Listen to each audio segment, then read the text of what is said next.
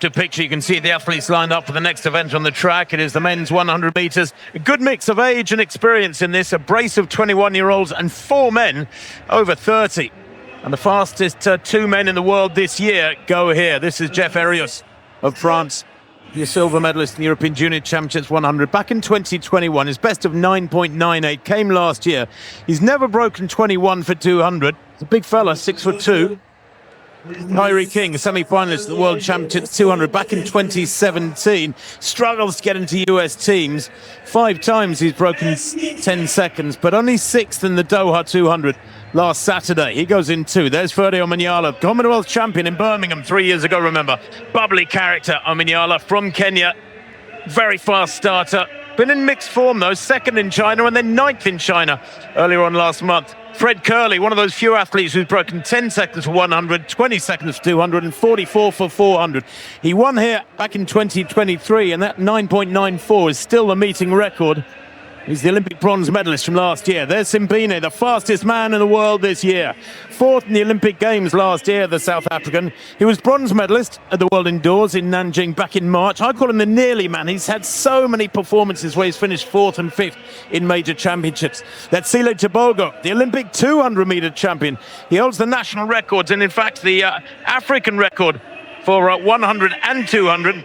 But hasn't been under 10 seconds yet this year, the former footballer. He goes in 6th, the Botswanan. Emmanuel Aseme of Cameroon, All-Africa Games champion last year.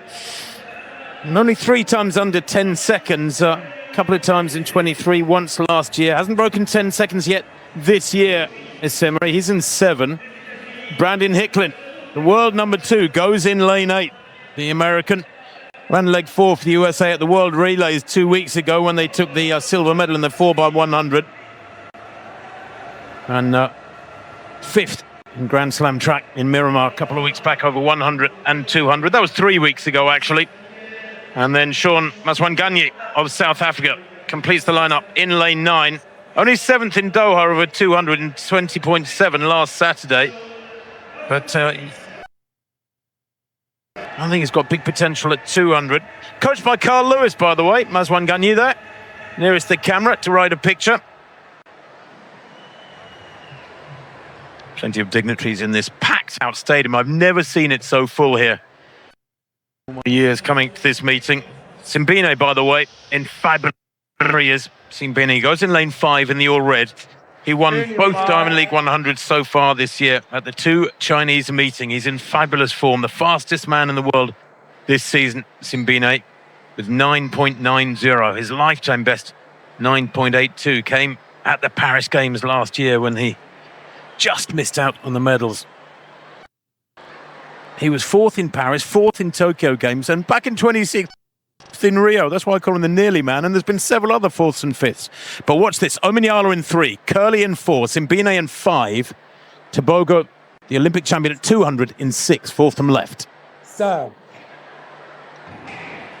I thought there was a little twitch there from but he gets away with it, going really well. Omanyala at the moment. Omanyala 3rd from the top, easing away. Simbine 2 looking strong through the second half. Simbine the strongest. Omanyala 2nd, and between them, Fred Kerley 9.95, and with a very slight following wind. That is great running. Very, very crisp running indeed.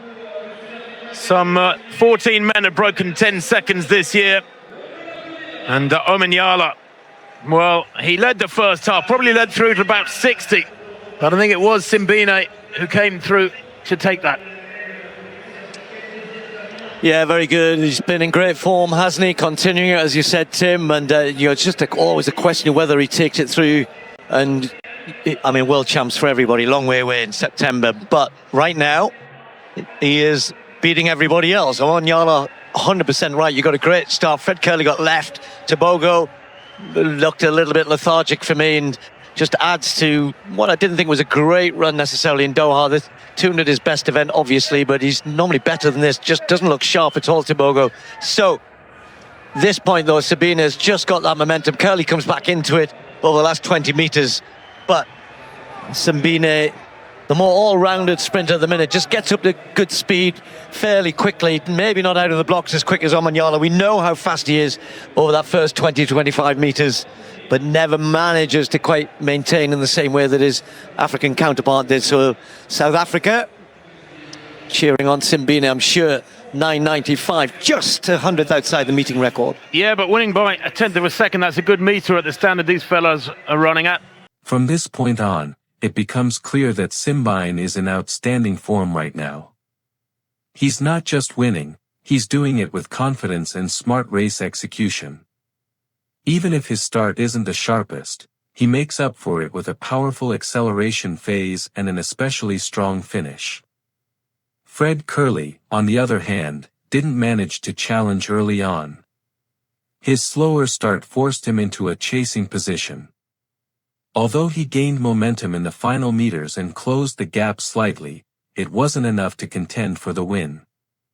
As for Tebogo, his performance was underwhelming. He didn't show his usual sharpness and seemed to lack focus throughout the race. Notably, he eased off before the finish line, which could indicate either a lack of form or a tactical decision that didn't pay off. Overall, Simbine currently looks like the most complete sprinter in the field. He doesn't have obvious weaknesses, solid out of the blocks, maintains speed well, and finishes strongly. That balance is what makes him such a serious contender this season. The final results reflect his dominance. A winning time of 9.95 seconds with about a tenth of a second gap, a significant margin at this level. Omanyala, despite a great start, couldn't hold on, while Kerley finished third. After the race, Simbine said he feels confident and satisfied with his progress. He highlighted his consistency in running sub-10 seconds and emphasized his focus on preparing for the upcoming World Championships. Looking at the bigger picture, this season is shaping up to be extremely competitive. More and more sprinters are breaking the 10-second barrier, which means the fight for medals at the World Championships will be incredibly tight, possibly decided by fractions of a second. Friends, thank you very much for watching. Don't forget to subscribe, like, and leave a comment. Alexander was with you. See you in the next episode.